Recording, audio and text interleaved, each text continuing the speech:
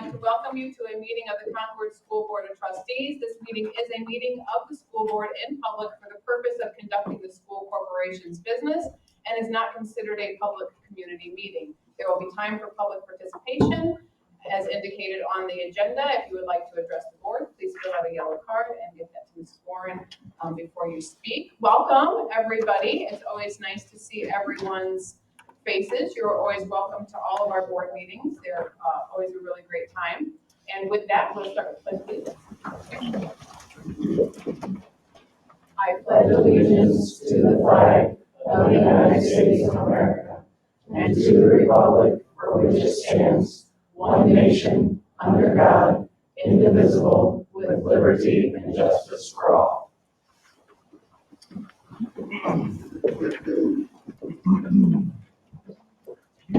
All right, first item on our agenda is good things, which tonight is brought to us by Mrs. Brock and Westside. Good evening. I'd like to thank the board and administration for this opportunity to share good things about what's happening in our building. And so I have Mrs. Ashley McIntyre, who is our school counselor. Our school social worker, and Mrs. Kayla Clinker, who is our school counselor. And she's going to share a unique opportunity and our response to that unique opportunity that we have at Westside. Thank you, Mrs. Brown. We are here today to talk about Concord Westside and our resource closet that we are starting in our school.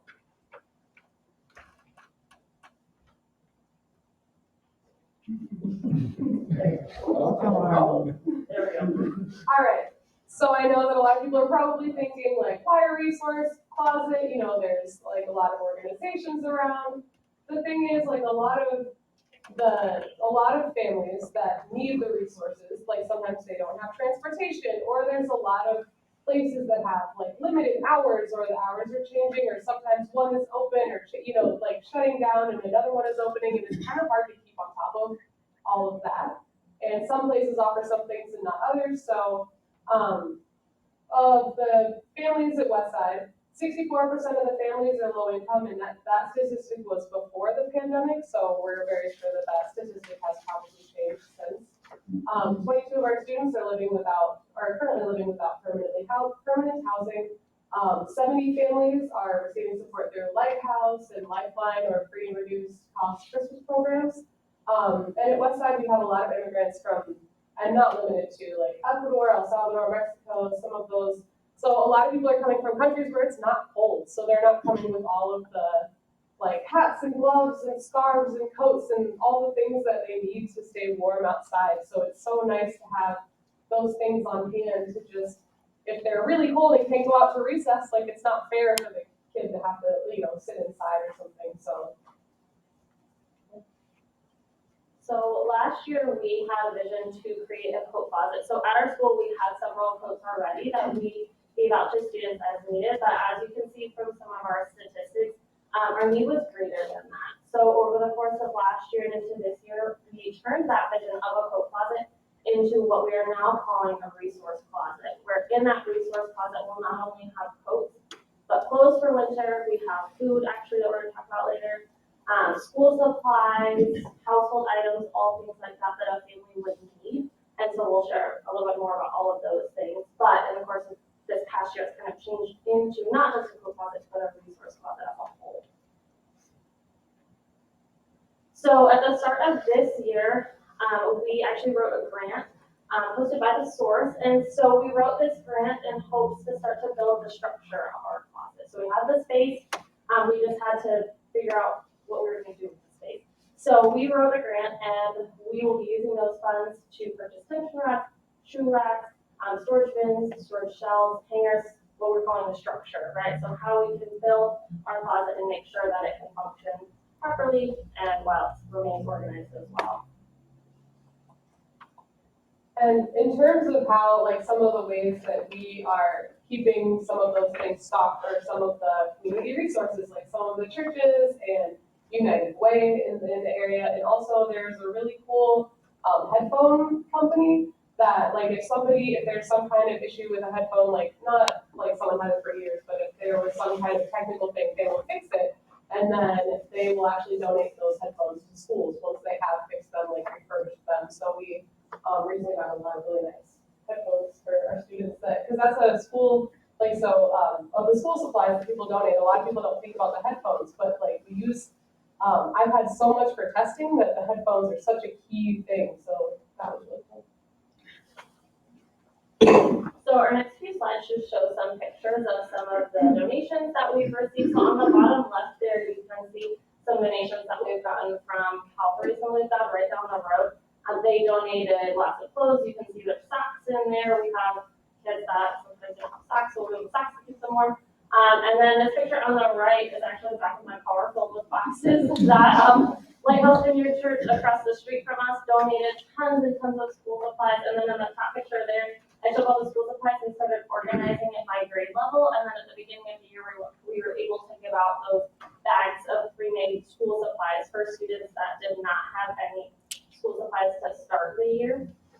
And then the beginning of November, during Red Ribbon Week, we hosted a food drive in our school. And so you're probably thinking, why are you having your kids bring in things if they're the ones that have the needs? And so what we have found over the past few years that despite these family circumstances, they are beyond generous. And so we wanted to be able to say to the churches, to the organizations that were donating to us, we have also done this too, but we need more than that. So our students over the course of 1 week, 5 days, brought in 1,200 food items, which was phenomenal. So you can see it in my counters there, we have started to organize and store food that will then go back into the hands of our families as we learn of needs.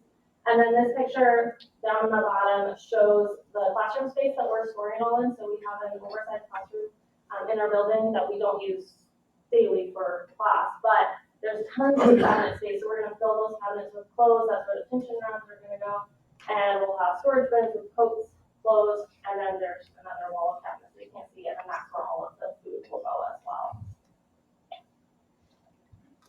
So just a couple stats, 45 kids received school supplies at the start of the year. Over 100 students received headphones who didn't have a pair. And we haven't really kept great track of the coats and hats and gloves because that's more, they were gonna go out to recess and it's too cold. So, it just kind of happens quickly. So, but there's been a good effort that too. And so our last slide here just shows you our why. And I really don't have to explain much more than tell you to look at the smiles on these kids' faces as they receive things. So here's just some pictures of kids who have received new coats, new shoes, new headphones, and I can't tell you how many times I have seen a kid smile just by handing them something that they need.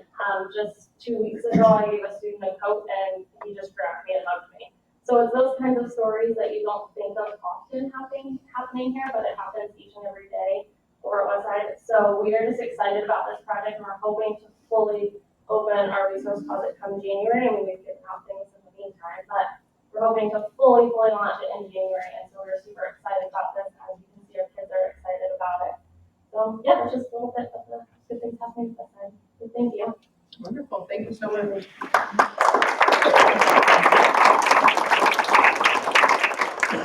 hope you saw the great need and then our opportunity for a great response to that need. Does the board have any questions about that? Do they have to be brand new or can they be gently loved, or whatever? We have both, mostly new, but we have both. Okay. And is there a size that you need, or is it? We have all sizes. Yeah, it's. We actually, my church was a supporter of our donating clothes, and some of the adults said, well, I have some old coats or old clothes that I'm trying to give away, and I said, well, our kids have parents, so we'll take it and we'll give them out as needed. So. Do you take money? Donations, or you just- I'll answer for her, yes, as long as it's approved by the board. Okay. Yes. Received by the board. It's wonderful. So if we know of anybody that wants to donate, we just contact. Yes, you can contact anybody, you can contact the school office, and they can put you in touch with Kayla or with Ashley. Okay. Wonderful. Thank you so much. Yeah, we'd like to thank Ashley and And Kaylin, we'd also like to thank Marlette Gomez-Wenger. She's now at the high school, but she wrote the grant, so we want to thank her for that as well. We'd also like to put a plug in. Our Christmas program is tomorrow night at the high school at 6:30, and we'll love to see you there tomorrow night. Thank you.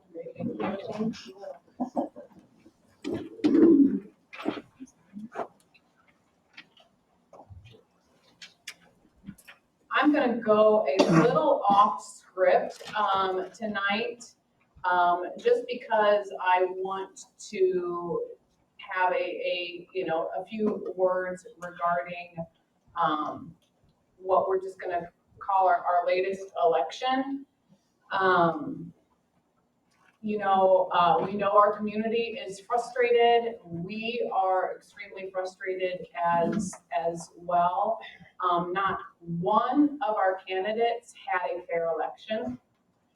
Our community did not have fair access to all of our candidates.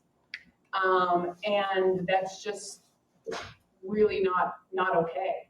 Our students and our community deserve a fair election. There is a lot of questions, most of them we can't answer. But I do think there's some things that, we can clear up, and I'm hoping to be able to do that for you this evening. We are a 5-member, nonpartisan school board. We represent 2 districts throughout the corporation. Those districts are set up so the school corporation has balanced leadership, balanced representation over the school corporation. 2 seats need to be filled in District 1. 2 seats need to be filled in District 2. The 5th seat can come from either district. It is not an official at-large position. Our candidates do not have to declare a seat. Our election plan is set up so top vote getters win the election. Our election plan has been in existence before anybody in this room, and before an election, the school attorney and the county clerk get together and confirm language, can answer questions. This year it happened midsummer at some point in time.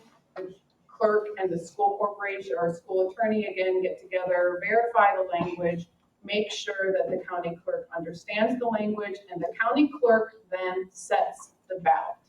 The county clerk programs the machines. The county clerk's duty is to protect the integrity and the validity of the school of elections. The school corporation does not choose, declare a winner or a loser of the election. We have no legal standing on validation of votes. We do not determine, again, who wins or loses. We do not program the machines. We do not set the ballot. That is the county clerk's and the election board's responsibility to do that. Everybody wants a fair election. The only thing the school corporation has asked of the clerk's office is for a fair election. We want our community to know that they have a say in what their school corporation looks like, what their representation looks like. We want our candidates, current and future quality candidates, to want to serve on the school corporation, to feel like they have a fair shot at serving on their school board.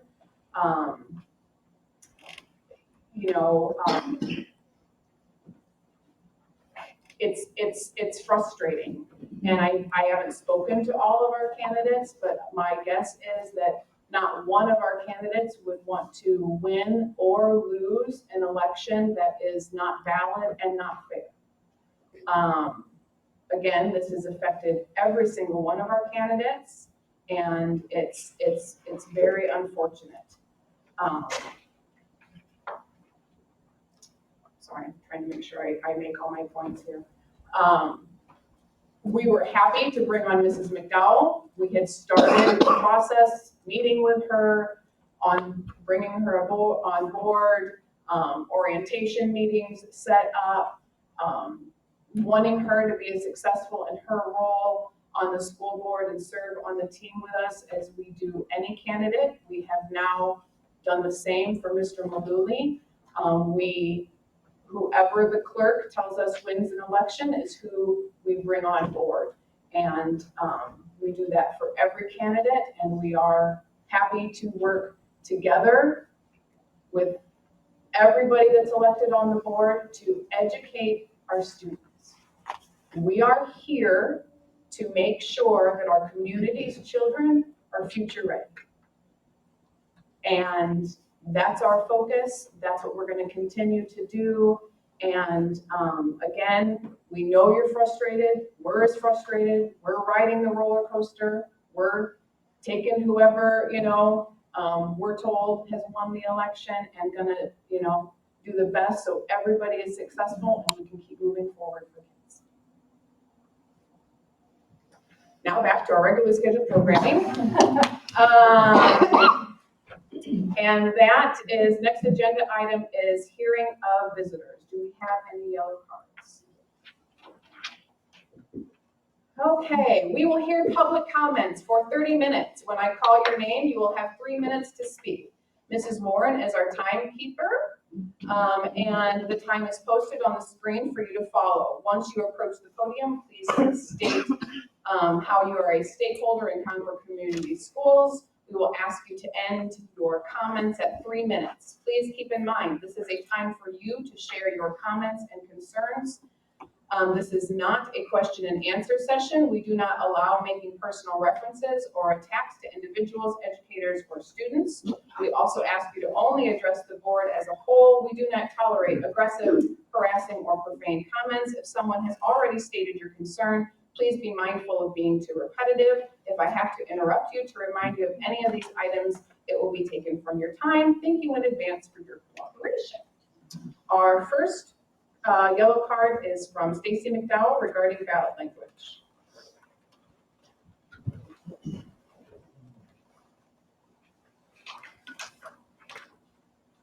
I'm Stacy McDowell. I'm a resident in Concord School District. So I'd like to take this time to address the school board as it pertains to ballot language. This past election disenfranchised the voters of Concord Community Schools. Many have reached out to me to express their disdain for the final outcome. I'm no longer here as a school board candidate, but an advocate for the voters. I realized the timeline of the corrected results was in the hands of the election board. However, the ballot language rests in the hands of the school board. I understand that it is decades-old language, which is a compelling reason to revise it. The bylaws for election of board members, code PO0142, was updated in March of 2021. At a minimum, it seems the ballot language should match the bylaws. It says, and I quote, 2 board members shall be elected from each residency district. 1 school board member shall be elected a member at large without regard to residency district. There was no at large option on the ballot, no ability to declare an at large seat. Why is it that this leadership chose not to change the language on the ballot after being informed that it could appear confusing to the voter? Why was the language left the way it was? The public is going to demand answers to these questions. I have a document for each of you to sign. This acknowledges my request for information under the Freedom of Information Act. Please sign and return the receipt to me before you exit the building this evening.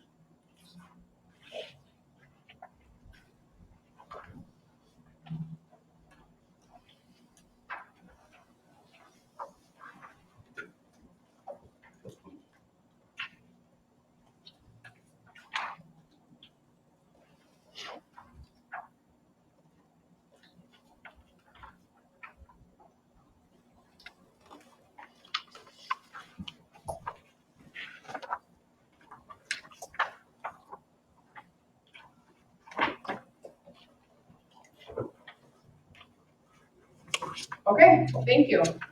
Kelly Barr is our next one.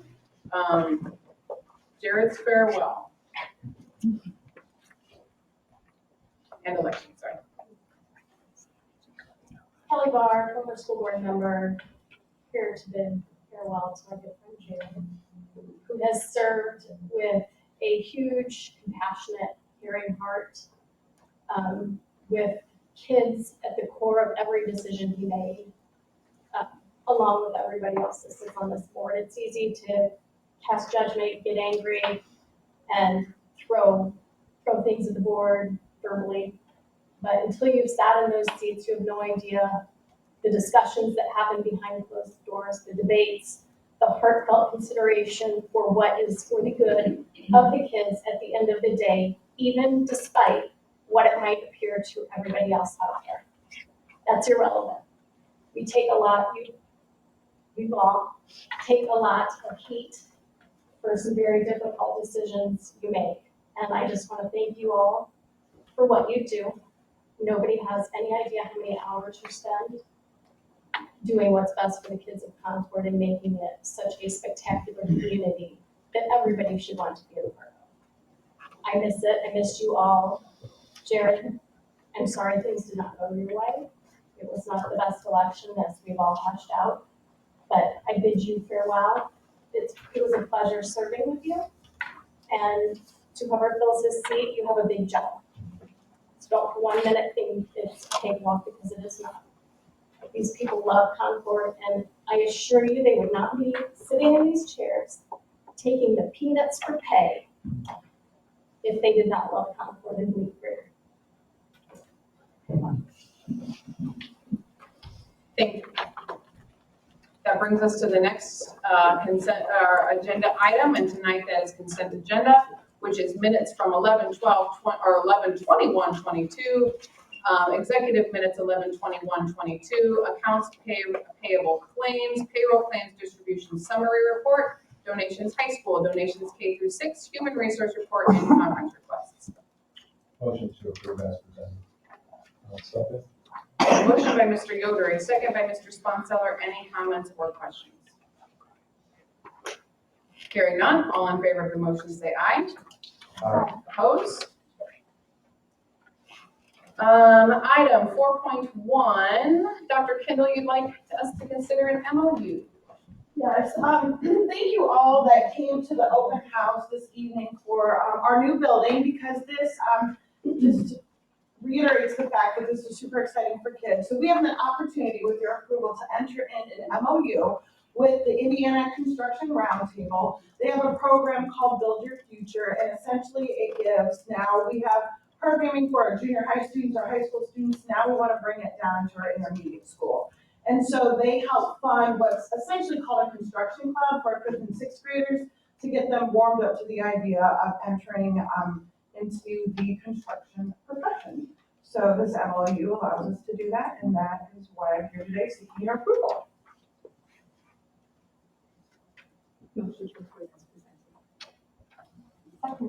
I have a motion by Mrs. Davis, a second by Mrs. Towner. Any comments or questions for Dr. Kendall? Hearing none, all in favor of the motion say aye. Opposed? Thank you, Mr. Kendall. Mr. Peterson, item 4.2, you'd like us to think about the jazz band going somewhere. Hello, thanks for having me this evening. I'm Steve, the director of the jazz band at the high school. And each year we take a weekend of jazz, and we've done this for a number of years. And we take a Friday and a Saturday. This year's proposed trip would be on Friday, February 17th, which is President's Day holiday. That Friday is off. The proposal would be to go to Chicago. We visit my alma mater, DePaul University, work with the jazz faculty there, do some lessons, some clinics, have some time for the students to spend some free time in Chicago, go out to dinner that evening, and then bus our way up to Madison, Wisconsin, stay up there for the evening, and bus our way to a really nice school called Sun Prairie High School.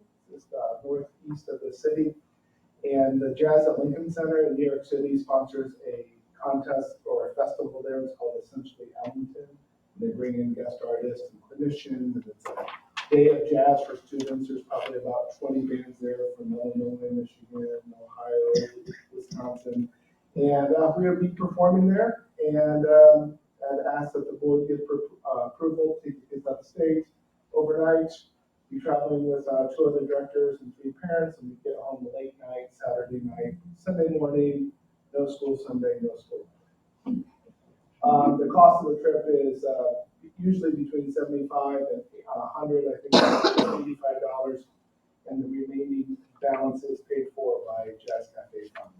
So whatever we make, we kind of give the kids 50% scholarship on that program. So be happy to offer any answers to questions or any discussion. I'll motion to approve this as presented, then I'll ask a question. I have a motion by Mr. Yoder, a second by Mrs. Davis. Please go. I couldn't count on stage how many students are. 45. Okay. So we have 2 curricular jazz bands that run full year. So those are if you were at Christmas back, you saw the bands. Right. And then Crazy 2. That's the group that would be traveling. You're taking them. That's where the costumes last time. In one year, didn't the theater that you were going to go to burn? Yes. Pulled in, so you have backup plans all the time. I just love this. I'm so excited, when we have any opportunity for our kids. And I'm just thankful that you continue this tradition and that our kids have access to this. This is just, it's phenomenal. So thank you so much for putting this together. Thank you. Any other comments or questions? Hearing none, all in favor of the motion say aye. Opposed? Thank you, Mr. Peterson. Thank you. Let's see, where are we at? Mr. Evans, financial report, 5.1.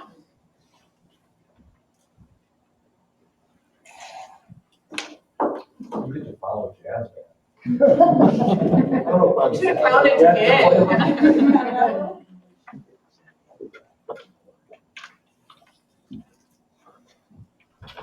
Get my screen out here. There we go. No rhythm. Financial summary for the period ending November 30, 2022. For the, on the financial summary section, the cash balances, I would say we are comfortable at this point with where we are with those cash balances at this time of the year. The only one I would draw a little bit of attention to is, health insurance as well, but again, ironically, the same thing as last month. We had some claims that were revenue that's outstanding. So with that outstanding revenue, we feel comfortable with where we are at this point. Moving further down to the unexpended appropriations, you can see that specifically for the education fund, which is the most significant fund for the appropriations. There's 17% unexpended appropriations headed into the last month of the year. So we feel comfortable that we have both the cash and the appropriations to do what we need to do. I'll have to answer any questions. Motion to approve the financial report as presented. I have a motion by Mr. Sponseller, a second by Mrs. Towner. Any comments or questions for Mr. Evans? Hearing none, all in favor of the motion say aye. Aye. Opposed? Very good, thank you, Mr. Evans. Thank you. Item 5.2, Mr. Funston, we want to go to school next year. Yeah, so what you'll see in front of you there, I'll go ahead and put it on the screen so everybody can see what we're presenting here tonight.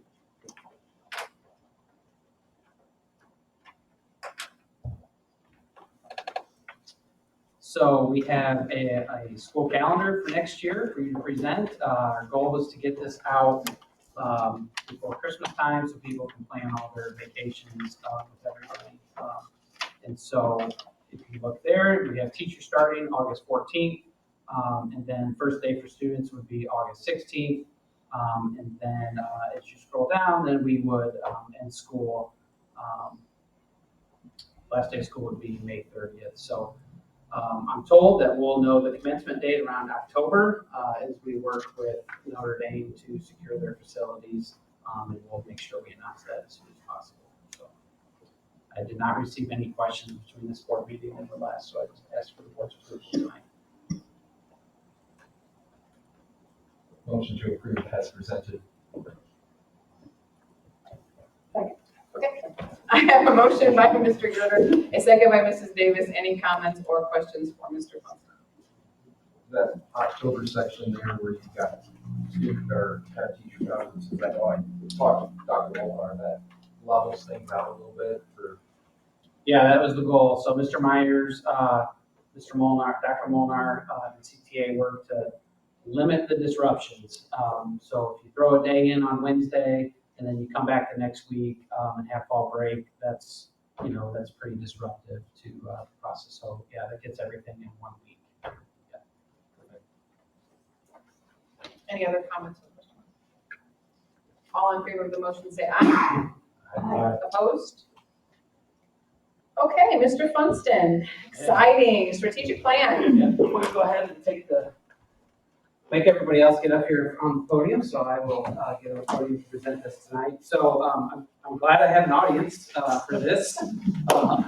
This is really important work to the future of our community, future for our students.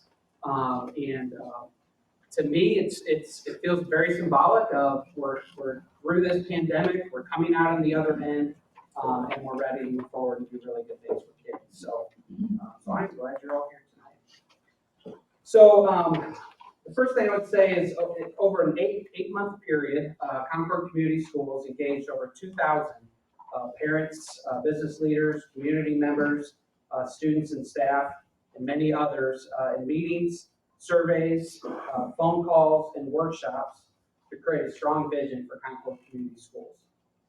It's important to us throughout this process to include a variety of voices in this work and to make sure we were listening to our community's feedback and desires for our school corporation and students. We truly appreciate everyone who made the time to participate in this process. Our strategic plan is first presented with a portrait of a graduate that our stakeholders designed based on what they want to see for our kids' futures. Literacy and academics, you'll see here, are at the core. That is our core mission, to make sure our students achieve a high level of academic mastery and that they all leave us reading at high levels. That's the heart of what we do, and in doing that, we hope that we develop dispositions for our students that will help them be successful in their futures. So I'll walk you through some of these tonight. Future-ready graduates means that our programming is designed to be future-oriented, things that our kids are going to need to be successful with the current and future job markets. Problem solving, we want our kids to think critically. We all want our kids to think critically. We want them to cite evidence and actually analyze text, analyze situations, be problem solvers, and think critically. One of the most important, I believe, is perseverance. We need to put our students in positions where it's okay to try something and fail, and then get to try again and again. Too often, I think that we have even as society, we give up after one try, and I think that the system has that baked in at times. And so we are going to commit to giving our kids those opportunities to see a task through to completion, no matter how long it might take them. Collaboration, that means that our kids take responsibility for themselves and their team, and that they're committed to leveraging the strengths of their team members and a commitment to a shared success. Communication, oral, written, visual, nonverbal skills, speak and write with clarity and understanding, and listen actively. That is one of the things that our business community in our meetings focused in on the most. We really need students who can come out, who can communicate well, who can stand in front of an audience and give a talk, and do that with their peers as well. Academic mastery, I mentioned that. I master a core body of knowledge. That's important for all of our students, regardless of what they're going to do in their futures. Literacy, read, write at high levels. Real world life skills. Those are practical skills. Things like financial responsibility, civic responsibility, technology skills. Then self-efficacy is making sure kids have the confidence in their strengths and that they believe they can do hard things. Research tells us that a teacher's belief in a student and the student's belief in themselves is the #1 indicator if they're going to achieve great things. It's not what family they came from, it's not their background, it's if they believe in themselves. So we're going to make sure we foster that with our students. That's part of this plan. In order to make this reality for our students, there are 4 pillars that this work has to be based on. The first pillar is student engagement and academic success. That's not that any of them are more important than the others, but that is our core mission, is to educate students well. Student well-being. Here, we will prioritize the well-being of our students, creating safe, healthy, and supportive educational environments for our students. Thriving staff, we know that we have to have a thriving staff. We have to align things, we have to empower them in order to do good things for our kids. And then the last pillar, community building. We want to make sure we're engaging our students, our parents, our teachers, all of our stakeholders in a culture of belonging, support, and celebration for our students. Next up, each of these pillars has several goals that makes our hopes for our students a reality. Over the course of, I will blow this up so you can see it. I've highlighted a few things here, but under student engagement and success, we have 6 goals here. Now, Rome wasn't built in a day, and we know that this is a 5-year strategic plan. And I'll talk a little bit about how that will be designed here in a second. But we're going to have annual priorities I'll talk about in a second, but these are the 5-year goals that I'm asking the board to approve tonight. First, we're going to ensure all of our kids read at high levels. We're going to leverage our curriculum resources to make sure our kids and our teachers have what they need. We're going to make sure that they're doing these things across content area and that we challenge them with complex text. We're going to elevate the student academic experience, create a consistent, rigorous, and aligned educational experience for our students. So no matter which teacher you have, which building you're at, we have high expectations of all of our students. We're going to work to make learning relevant within the classroom. That's things like Mr. Peterson taking the group to Chicago, okay? But we can also do things in the classroom to make that learning relevant for our students. We had a chance to visit the Engineering and Construction Center before you came over here today. That's another example of how we bring those things to life. We had business members, we had the Builders Association present, we had a lot of contractors present there tonight, talking about getting our kids internships and getting our kids those experiences so they're ready to go.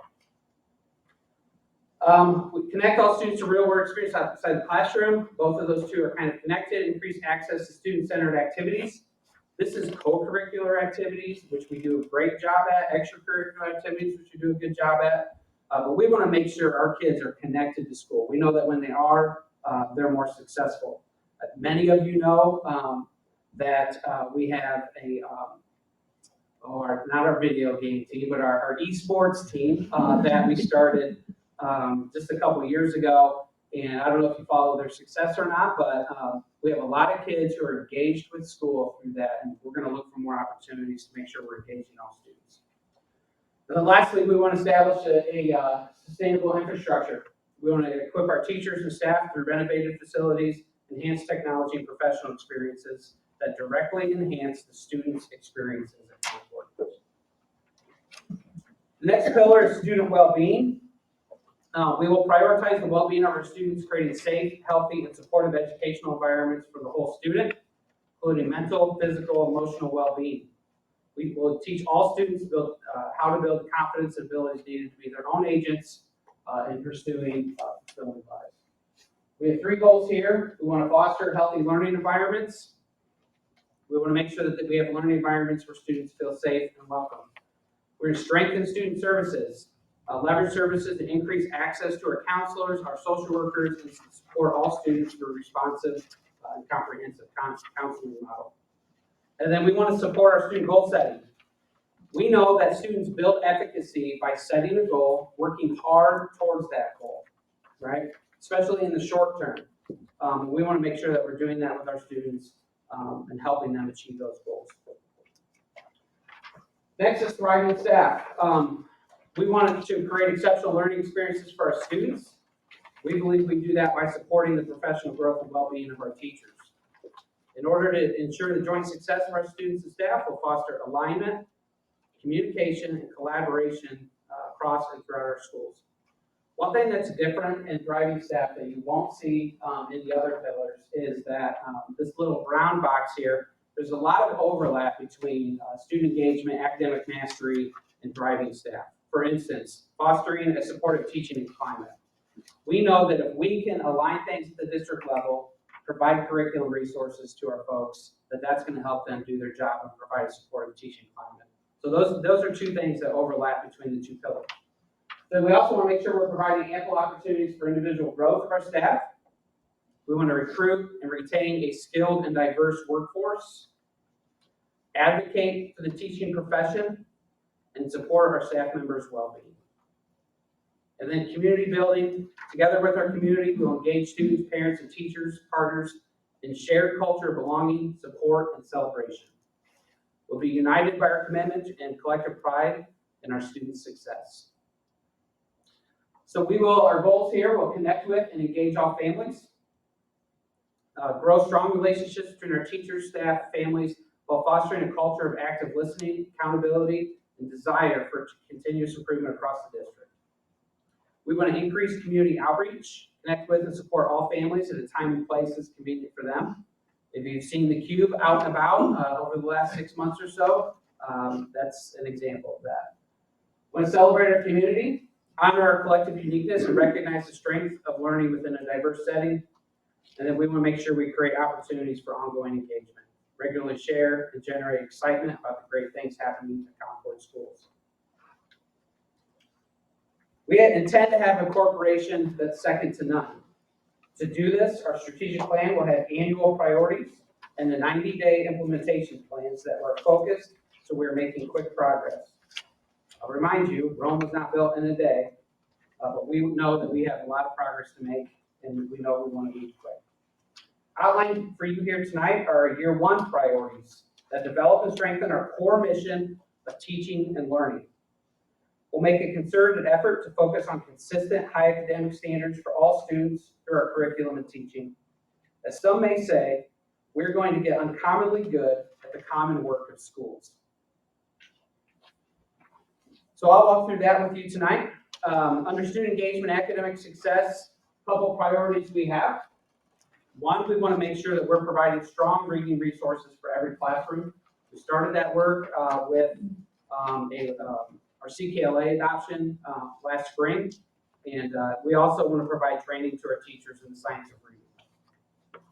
Challenge students increase their college and career readiness by incorporating difficult texts in all classrooms, increase the amount of time spent on these activities. We want to make sure that what our students are reading, first of all, we want to make sure they're doing a lot of reading. But secondly, we want to make sure that the things that they're reading is going to help them grow. Connect all students to real-world experiences outside of the classroom. Again, you saw an example of the things we're trying to do tonight. That would be through internships and apprenticeships. We've already grown those opportunities. Dr. Kendall's done a wonderful job with that, but we intend to prioritize that even more.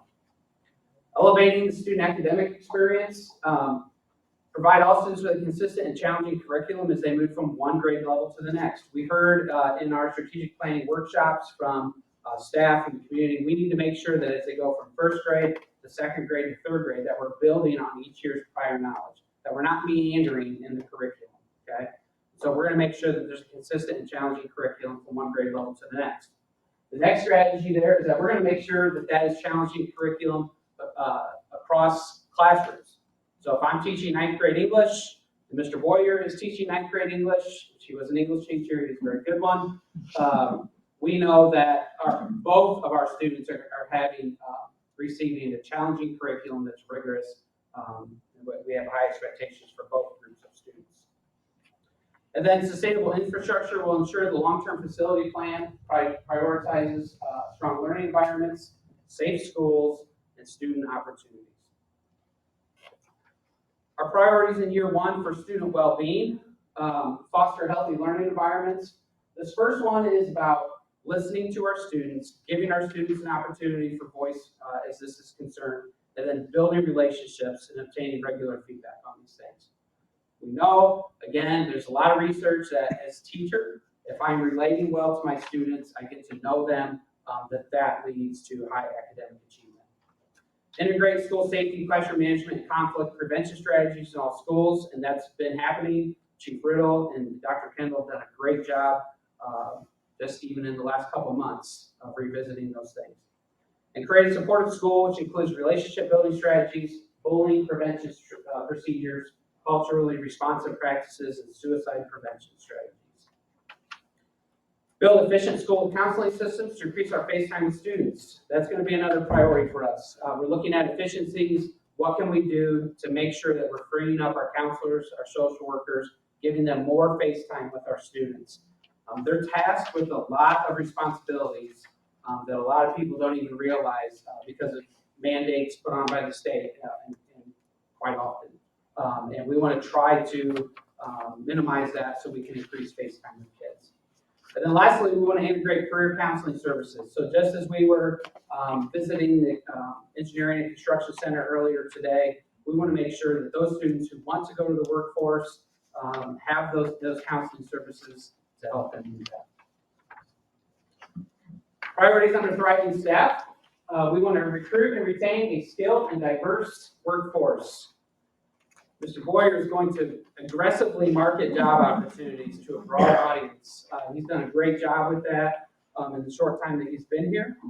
This past spring, as many of you know, we were able to hire some college graduates early because we got out early, we were organized, we had our own job fair, a lot of things happening to make sure that we're marketing our job opportunities.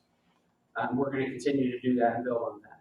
We're going to regularly celebrate our staff members' contributions and accomplishments. Next goal, we're going to advocate for the teaching profession.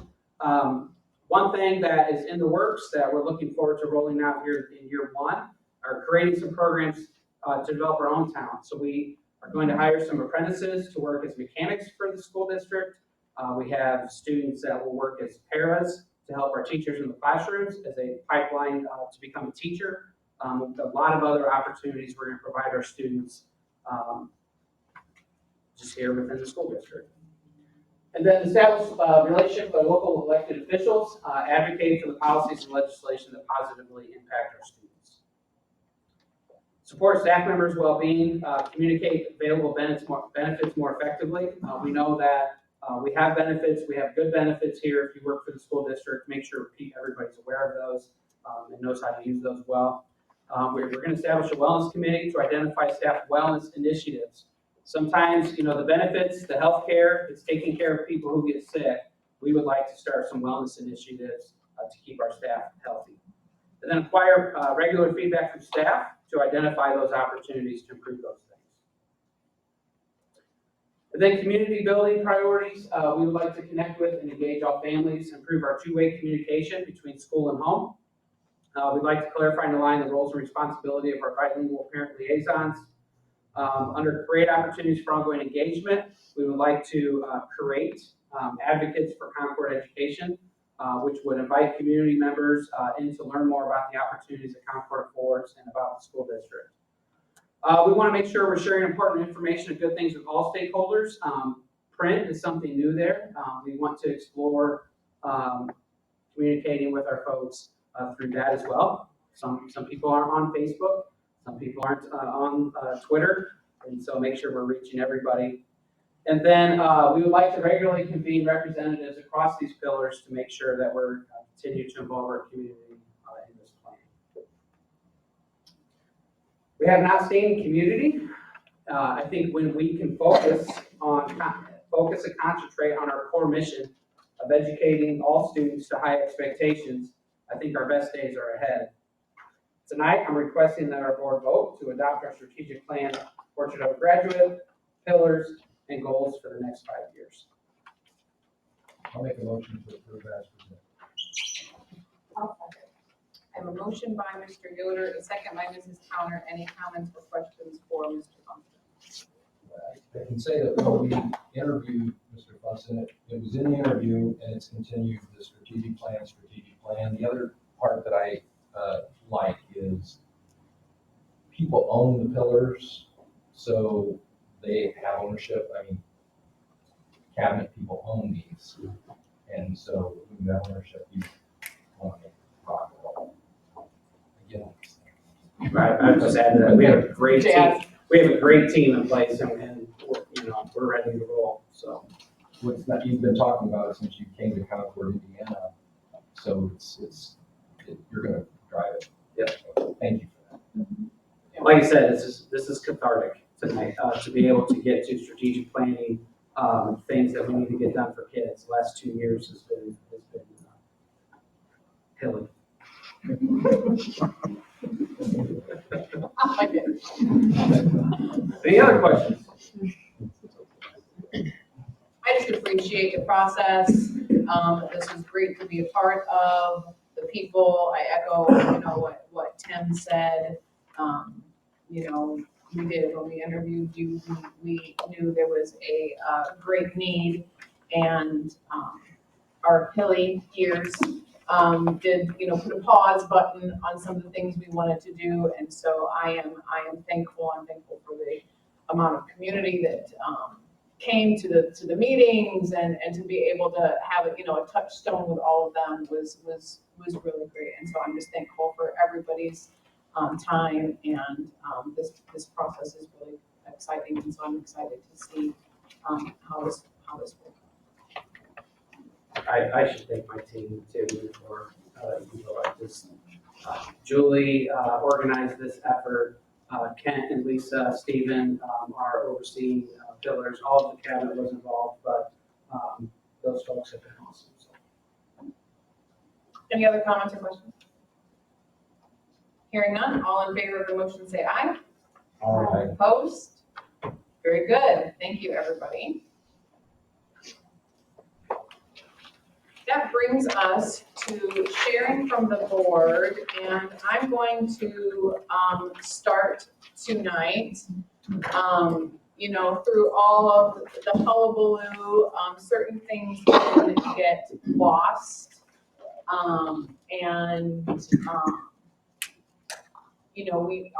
the fact that it's Jared's last meeting with us is definitely not lost on us. And so I'm gonna take a little time, so you just have to deal with it, Jared.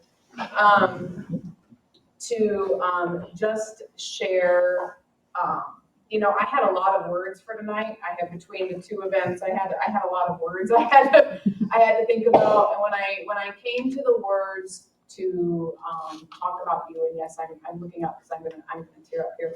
I kind of came at a loss for the words for you. We are it's, as Kelly said, we go through some stuff, and we go through it together, and all of us serve and serve with our hearts, and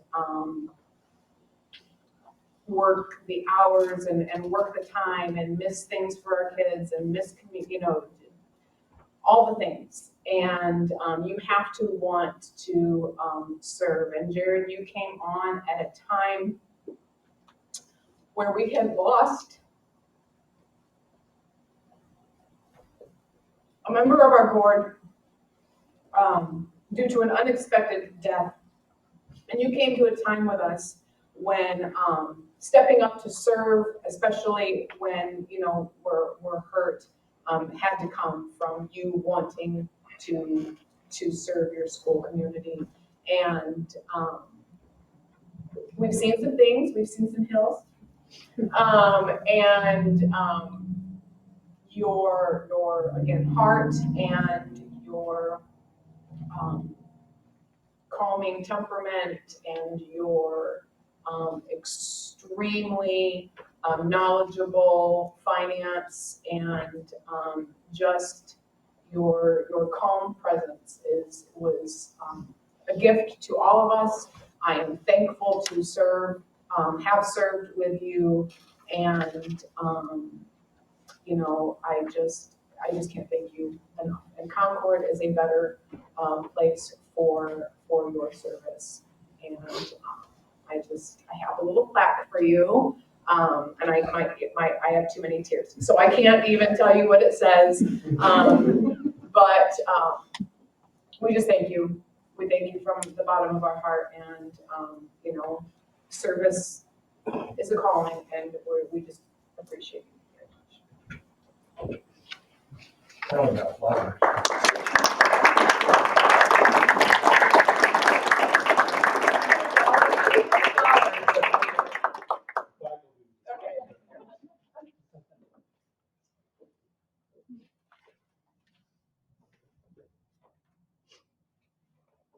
And I am done with my sharing from the board, so. Well, I certainly want to say a thank you as well to the board and Kelly Barr for giving me the opportunity 2.5 years ago.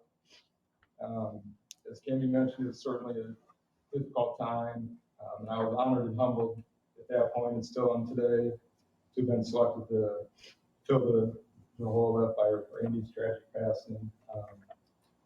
Tried my hardest to serve as best I could, and I'm very grateful for the experience and know that Concord is in a great place and a very bright future, being led by amazing people.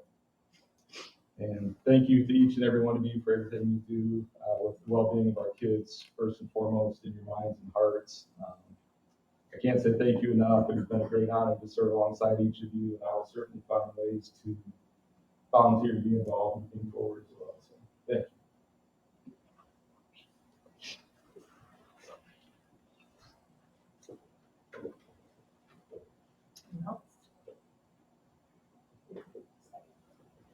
You got to propose. I got you. I don't have a prepared speech. I just kind of want to reiterate just a little bit about what Candy said and try not to cry. It was really difficult. It was a very difficult time for us when Randy passed away. And I just can't think of a better person to fill Randy's huge shoes. A board member who had served almost 20 years. And you did that, and you did it with grace. I'm just so honored to serve.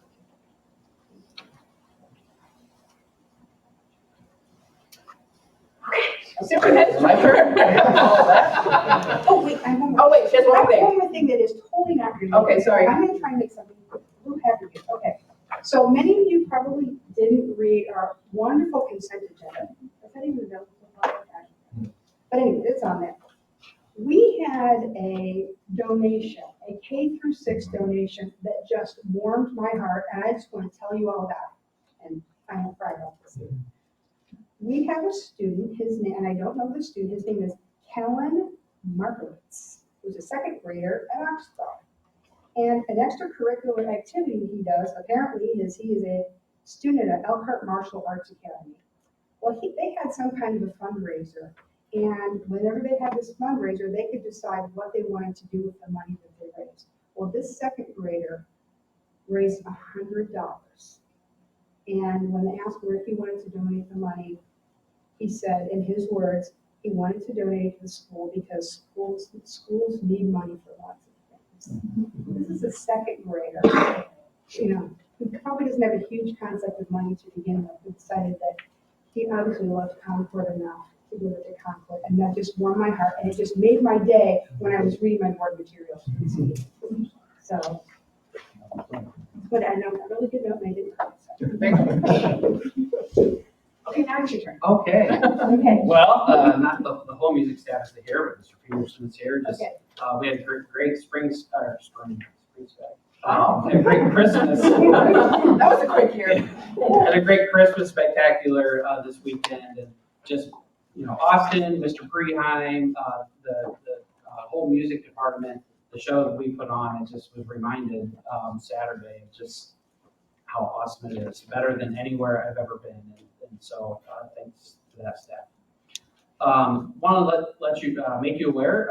Kent and Lisa and I met with the Indiana Department of Ed. I think it was last week, and possibly have an opportunity to receive some funds for literacy coaching in the science of reading, like we talked about before. More to come, but it was definitely a positive meeting, and hopefully we'll get some resources from the state for that. So, And then lastly, just wanted to thank Jared as well. I won't get, emotional or anything, but, Randy, was a part of, both interviews and bringing me here to Concord. And, when you're a superintendent, you want to pick a place, where you like the school board, and you have the same values, and, approach to things. And definitely had that when I interviewed at Concord, and was a little worried. Who is this guy? I never met him before. It couldn't have turned out better, and you've been a great support. So I just wanted to thank you for that. That's it for now. All right, thank you. Will you go over upcoming board meeting schedule? Yeah. So right after this, we have an executive session immediately following this meeting. And then we have a regular meeting back on January 9th after the break. And then January 23rd, we'll be back for our regular meeting and the exec session before that. Very good. I want to thank everyone in attendance again this evening, and we are adjourned at 7:01.